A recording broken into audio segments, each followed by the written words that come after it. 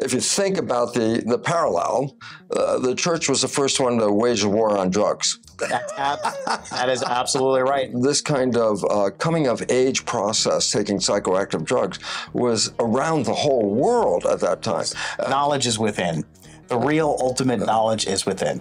Eating the apple was gaining knowledge. Women in their own right were like the most early version of scientists, actually, because women were the most receptive to nature. All of a sudden, you know, that you find your identity floating outside of your physical reality, and then you have to look around and go, where am I? Once you know the truth of who you really are, as a lot of these ancient people would say, know thyself, and you will know God. That power is the power of knowledge, because the one with knowledge had the information of how to survive, live in the world, control their environment, be empowered over their lives. These drugs were also really being studied scientifically. In universities and in medical schools and psychology departments, because these drugs have a very profound effect on the human psyche. There's no new knowledge, that everything is just repeating the same stories that we've heard, changing the names and the character, but it's the same stories. And what we're seeing in that history is the story of people trying to get awareness and then the suppression of that awareness under the guise of controlling knowledge.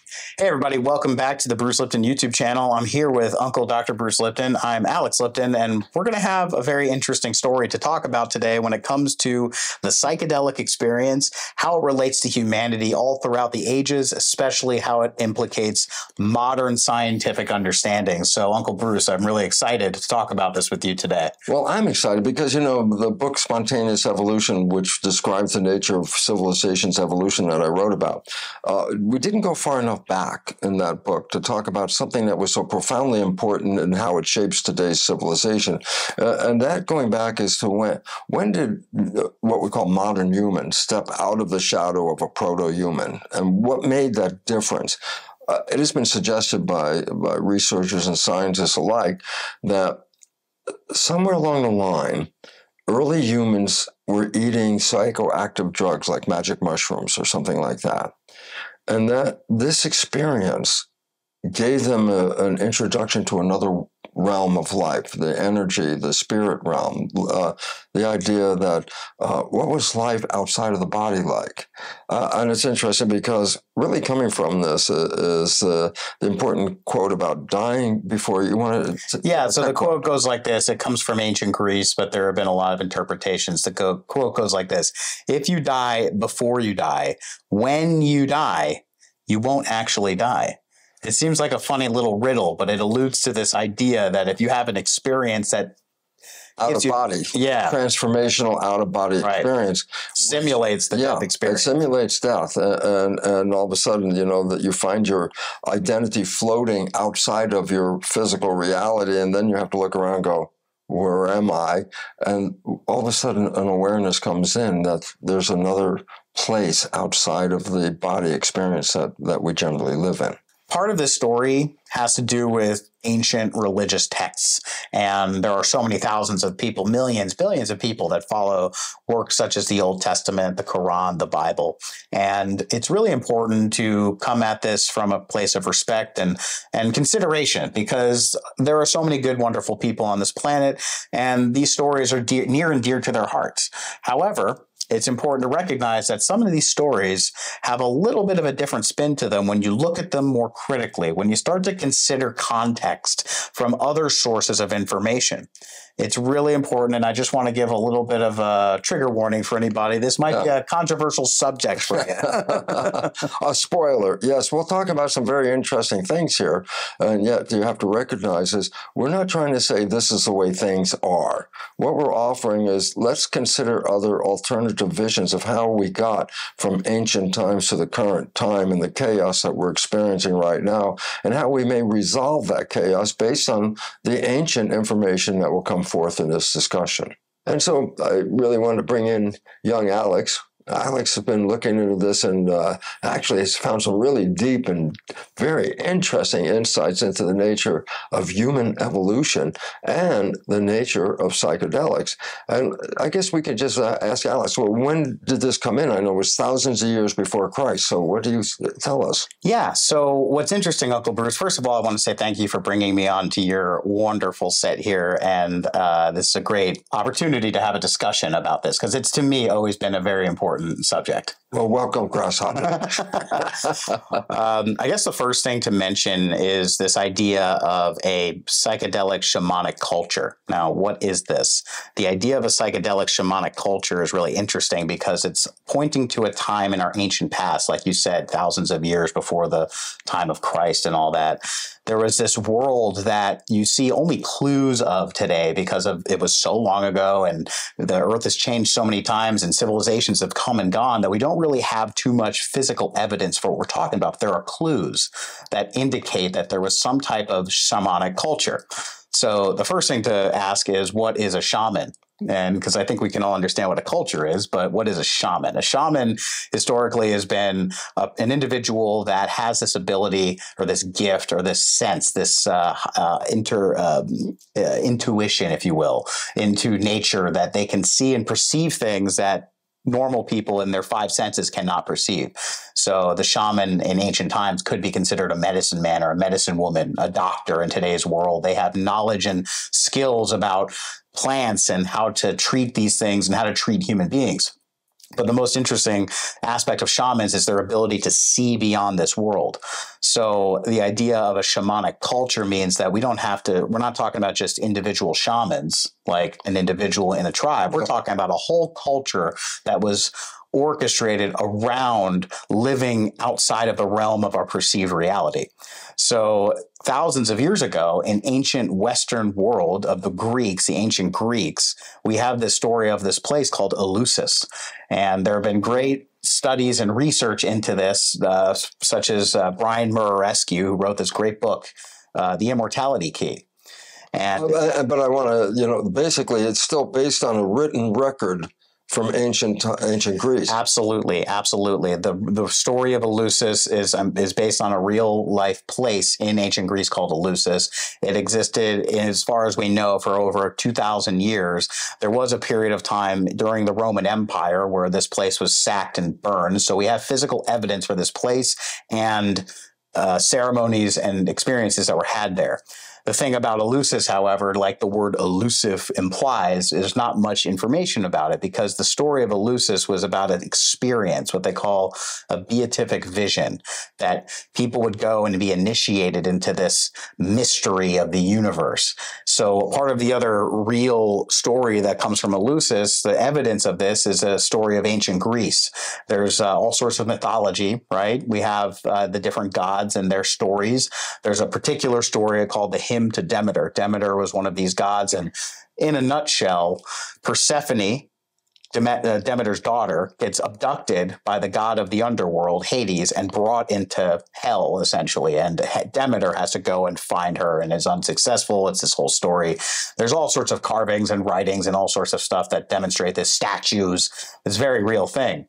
But what's interesting about Eleusis is that anyone who was a noteworthy individual in the ancient world went to Eleusis on a pilgrimage to experience this vision, this blessed vision, as it's called. Was this only for the upper class? Absolutely not. This is one of the unique circumstances where all walks of life, all people, men, women, children, even slaves, were welcome to come to this experience for one time in their life. It was like the experience of a lifetime, as they say. So there's really not much we know about it, but one of the things we know about it is there is this beverage called the koukion. The koukion is this mysterious beverage that's being uncovered now through interesting new fields of science called archaeochemistry and archaeobotany, where they're going through and taking these vessels, these cups, and studying the matter and the material inside of it, carbon dating it, and discovering that there's all sorts of interesting compounds inside this to find out what was is this beverage? They find evidence of barley, they find evidence of wheat, but they've also found some indication of something called ergot. Like you mentioned, ergot is a fungus where LSD, the common drug known as acid, is derived from. Now, ergot is a toxic fungus, and there have been all sorts of outbreaks throughout the Middle Ages of people drinking beer or eating bread that got contaminated with ergot and then having these like really horrible experiences. So this is like a black fungus growing on the wheat stalk. Exactly. Okay. Exactly. So there was wheat, but it was what was growing on the wheat that was really interesting. So the Kukion, according to all of this new evidence of archaeochemistry and putting all the clues together, the beverage, when they drank it, produced some sort of vision for people such as Plato, Marcus Aurelius. You have all sorts of Greek lawmakers and politicians and scientists and interesting people that claim that the experience they had at Eleusis was so mind-blowing and so life-changing that all of civilization stemmed from this one thing. So that's just one example of this. I mean, and I think when you mentioned what's real important, things that we look at today, like the concept of democracy and several other things were actually evolved from these experiences that the people had. Yes, absolutely. So when we think of the ancient Greeks, we think of things such as democracy, we think of laws, we think of art, we think of science, all sorts of amazing things that our world is based on today. But what we're starting to understand now and starting to question is that this experience at Eleusis was actually the fundamental, essential, ground level experience that all of these other things emerged from. If we didn't have this experience, then we wouldn't have democracy. Yeah. Well, this is interesting because this brings up the subject of knowledge. And knowledge, as we know, knowledge is power. We all say that. That's a truism. But we have to understand something. There was an evolution of power. It didn't just start with knowledge, but knowledge came in before the full evolution of power. And I go, knowledge, yes, through what? Through the drink that the people were sharing at Eleusis. And I say, so what was relevant is that there was that simultaneously an evolution of power in our civilization. And I say, well, there were three levels of power. The first and most primitive level of power is something that you consider in the cartoons as the caveman with the big club. And the point about it was what? Is that the biggest, strongest character was the leader of the group, because who's going to challenge that person? And so the leader was based on his physical prowess, that he could, empower and take over other people because of his sheer strength. Now, that was, of course, the male version of that. There's a female version of power as well, and that was, in one sense, an important nature of attractiveness to the male power. And so that whoever the male power found attractive in his community would be selected as his mate, which then was like the equivalent of a queen attached to a king. But this is a long time, caveman people time, days like that. But another power arose over time as evolution started building up, and that was the power of resources. Whoever could control resources could turn that into money and power and energy and exchange it for behavior. So basically, the one who controlled the resources could actually, quote unquote, pay the big guy with the club. And that big guy with the club then became what we would in the future call the police and the army. And they were at the behest of the guy who had the resources, okay? And that's what, led to a whole new level of evolution and power. Who is that person? Who are those people that owned all that? And they become the kings. They own the land, and they think that you want to work, you got to work for the king. And then all of a sudden the king sets the rules and all this. But then came the real evolutionary jump of what power is all about. And that power is simply this. That power is the power of knowledge, because the one with knowledge had the information of how to survive, live in the world, control their environment, be empowered over their lives, and they could use that knowledge and that wisdom to get the support of all the other people, even the people with the resources. Well, the greatest control of power ended up with Judeo-Christianity. and a story of a Bible in there about empowerment, okay? And the teachers of that, the rabbis who later became the priests who became part of the Christian organization, recognized that with their knowledge, they can influence people. And the biggest stroke that people, blew everybody's mind was when the church acknowledged that they had what is called infallible knowledge. Infallible knowledge is translated as absolute knowledge, which then translates as absolute power. And that's when the church took over the nature of civilization. It was so powerful. You got to remember, it was the king who kissed the feet of the Pope, which recognizes, well, who's that in the power struggle? Who's at the top? Of course, it was the church. And the church had all this infallible knowledge. And of course, they were representing themselves as the middle person between people and God. And that they would be the interface. And the infallible character is, well, where did they get their knowledge? And they claimed God talked to the Pope. And therefore, whatever knowledge comes from the Pope, it came from God, infallible truth. And that's when, the power struggle leads to the control of the civilization by the church at this time. Well, I refer to this as the power mongers code. And I go, what is that? And I say, well, power mongers are the ones that want to take the power and centralize the power. I say, but there's a credo. There's a way that they can do that. And I say, what is it? And it's interesting because it's a repetitive pattern that plays through nature. And it says, give them something to fear, and then sell them the resolution, sell them the antidote, sell them how they could save themselves. So you give them the fear, and then you offer for a fee how they can, avoid that fear. So, for example, the idea came up a few hundred years AD that there's a hell. And there's a place in the earth, and people go there and can't get out. And it's a whole horrible story of hell, which was then even made worse when Dante wrote his book on the Inferno and illustrated it with the 7 layers of hell with, these pictures that would scare the hell out of you. And then all of a sudden hell became even more real because now there were pictures of it. And I say, so what was the point? Well, the church said, there's a hell, but we, the church, we can save you. Hey, it won't cost much. It's called tithing. Just give us 10% of your income, and we'll give you the secret of how to save yourself from that hell that Dante had pictured for you.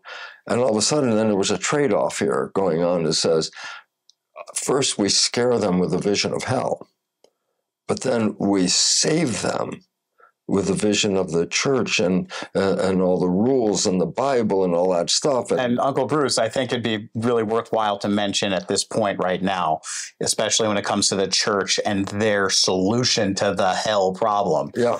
There's this thing in Christianity called the Eucharist. The Eucharist. Please explain that. This is really interesting because the Eucharist in itself, in all its variations, is the body of Christ. And then there's the wine, the blood of Christ. And in this ceremony at the Christian churches and denominations, you eat the body of Christ, you drink the wine, and this is the key to having eternal life. This is the solution. This is the thing that allows you to get to heaven. Oh, so they transformed the original drink that the Greeks had created for awakening.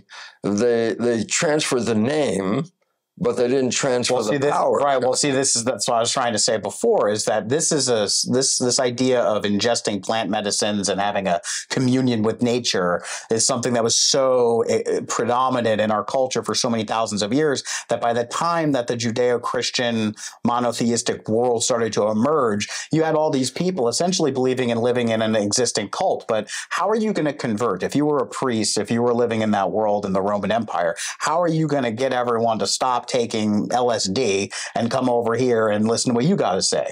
Like you said, if you don't need a middleman, why do they need you? So the idea was the Eucharist eventually became what we now, like you talk about all the time, is a placebo. So there was the belief that when you eat this thing, which no longer had the psychedelic quality to it, you eat this thing, you drink this wine, and now you will be free. It is totally a faith-based thing as opposed to a gnosis or knowledge, wisdom, experience-based personal experience versus somebody's storytelling. Yeah, exactly. But this is interesting because, and Alex and I discussed this, and it made, there's 2 important points about Eve and the apple. And I say, let's recognize them and point them out. Number one, eating the apple was gaining knowledge. And that gaining knowledge was apparently prohibited. And not just any knowledge, specifically the knowledge of what they call good and evil, right and wrong, the knowledge of differentiating between this versus that, the concept of having an inner morality on your own. Yeah, well, they set the parameters. Exactly. Yeah. So number one is, what was that doing? It was taking people away from actually experiencing the real psychedelic experience of an out-of-body experience and touching another realm of our existence. But number two, and it's not funny, but what the point is that who ate the apple first?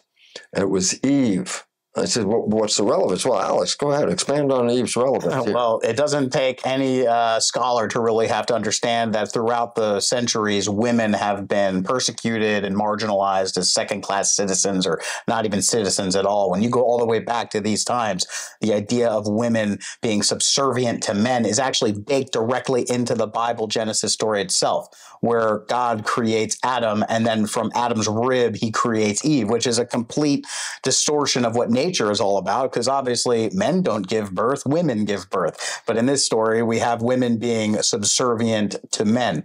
And what happens is, in this story now, when Eve eats the apple, she becomes the progenitor of original sin.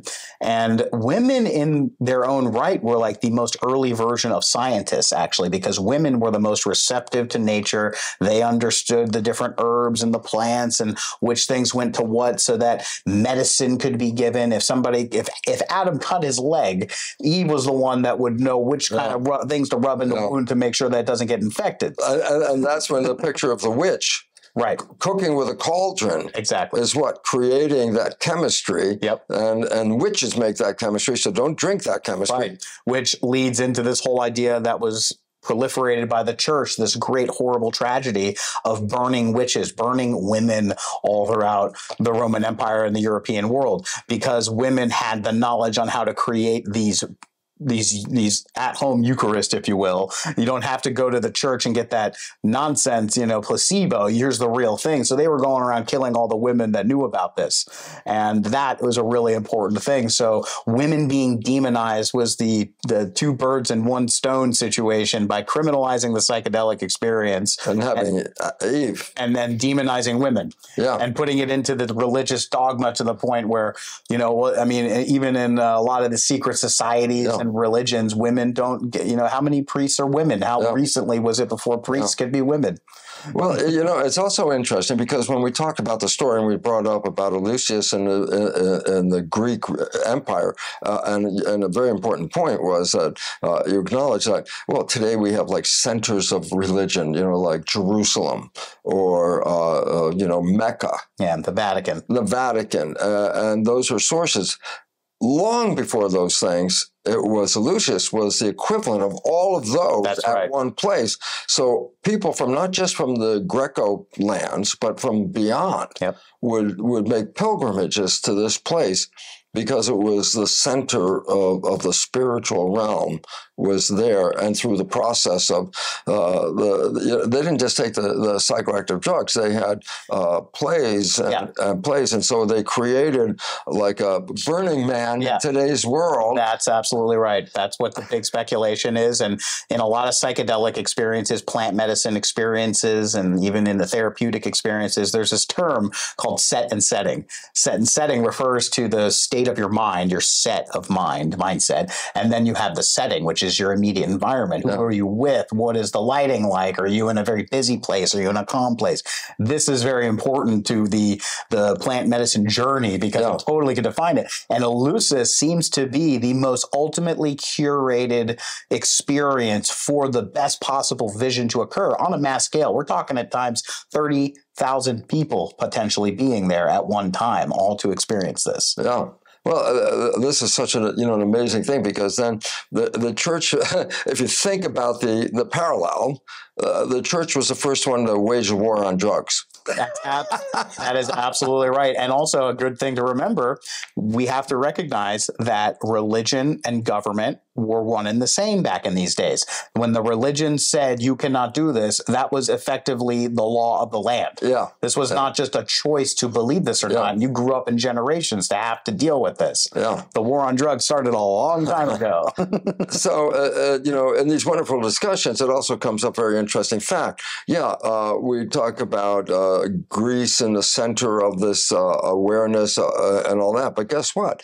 It was a global situation that this kind of coming of age process, taking psychoactive drugs, was around the whole world at that time. And South America, of course, is one that we're most familiar with in this side of the planet because of our connection.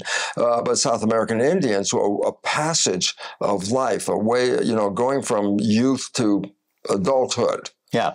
Involved taking things like magic mushrooms or ayahuasca. Mescaline, peyote. And I say, well, these were religious ceremonies. I go, well, what was the purpose? And the answer was giving them the knowledge, the awareness of who they are in the world in which they live. And welcoming them into the greater community, because that in itself, you can see that in Judaism and Christianity with their coming of age ceremonies. You got the bar mitzvahs and bat mitzvahs. You've got the confirmation ceremonies. And this is when you become an adult within the context of a community. And that's one of the big, amazing things in these Native American cultures was that instead of today where it's so marginalized and criminalized, where you're out somewhere on the street doing acid, freaking out all on your own. You were in a community surrounded by your loved ones who were there to encourage you and support you, which absolutely affected the experience altogether and gives you a sense that, hey, it's not just me in this world. Yeah. I'm here together with all these other people and nature. Back in the early part of the 1900s, like 1920, 1930, the civilization in the United States was affected by some cultural aspects that were brought up from South America.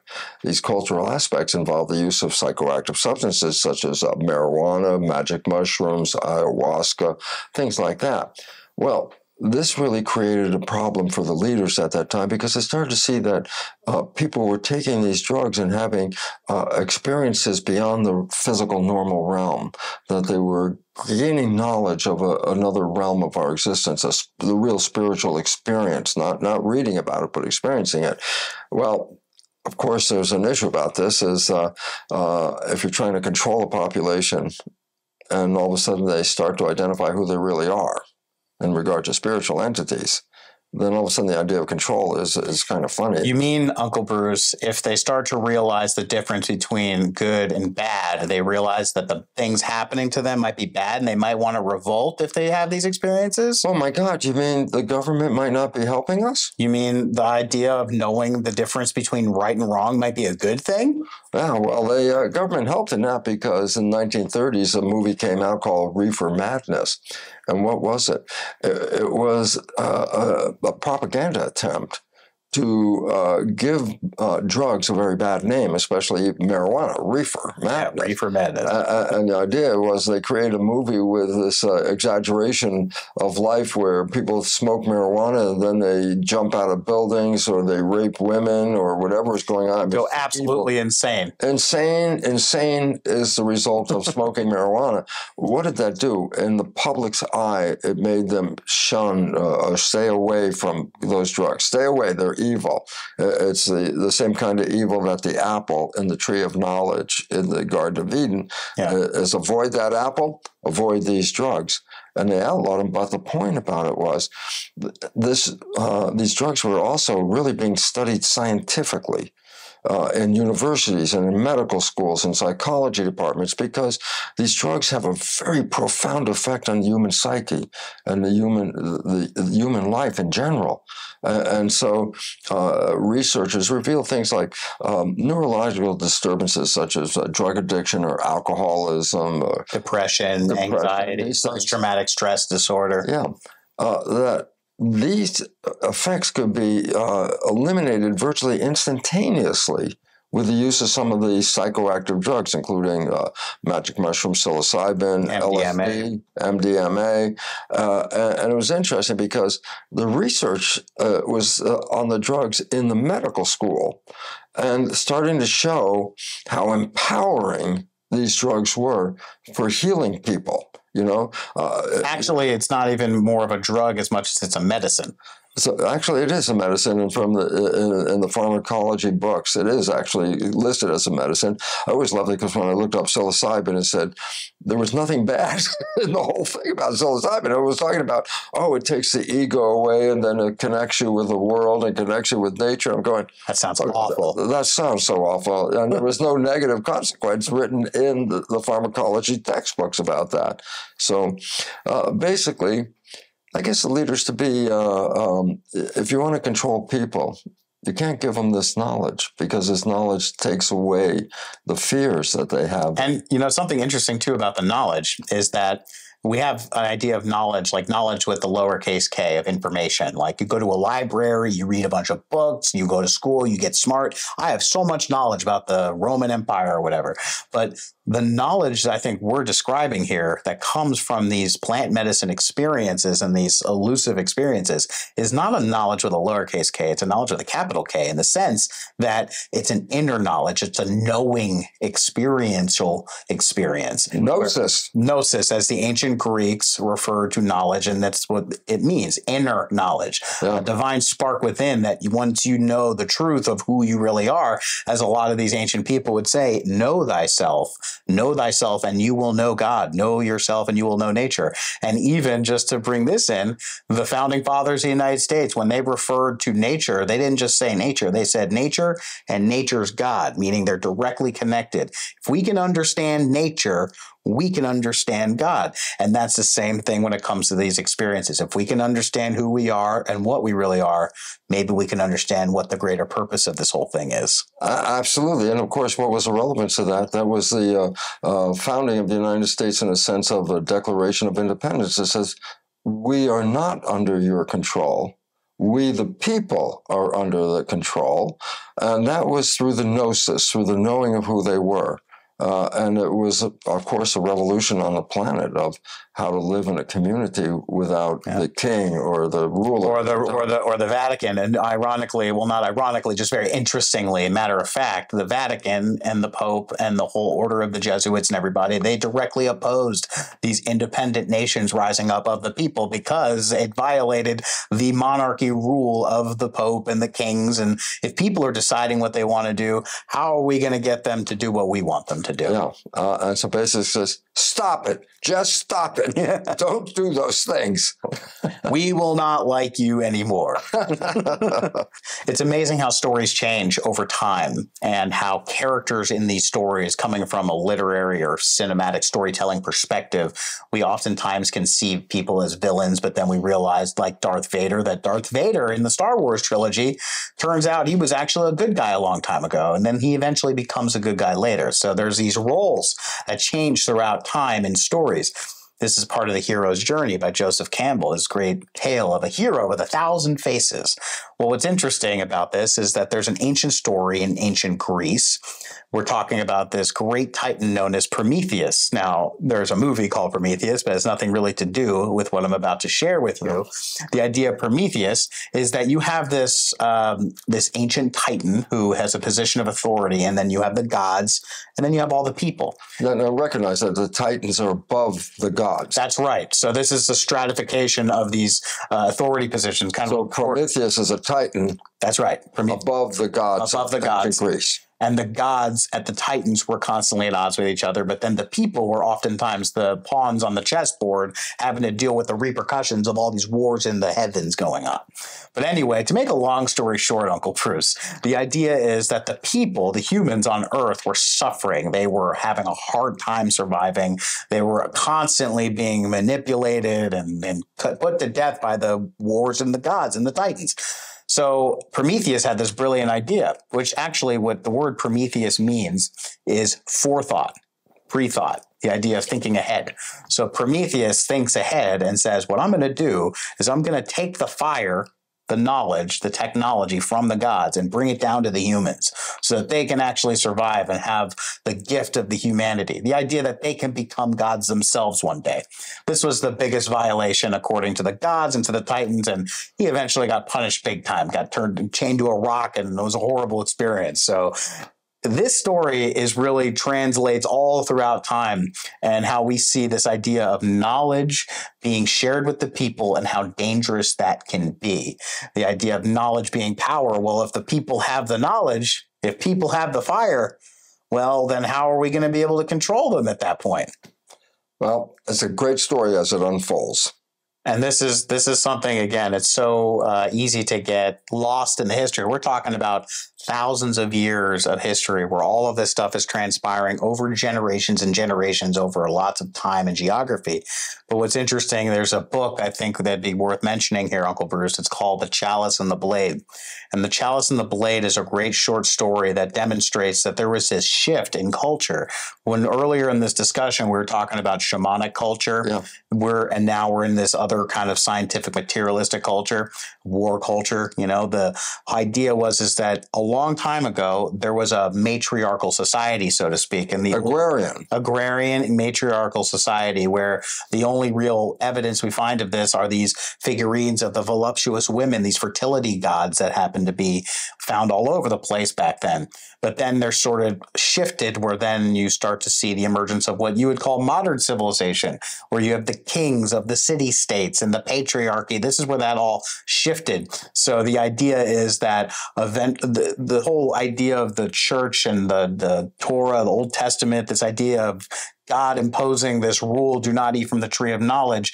This was a shift that occurred over a long period of time that was on the story. The thing is, culture took a long time to catch up to the story. The culture was still doing this shamanic culture for many thousands of years. Meanwhile, you had a central authority trying to lock down the situation.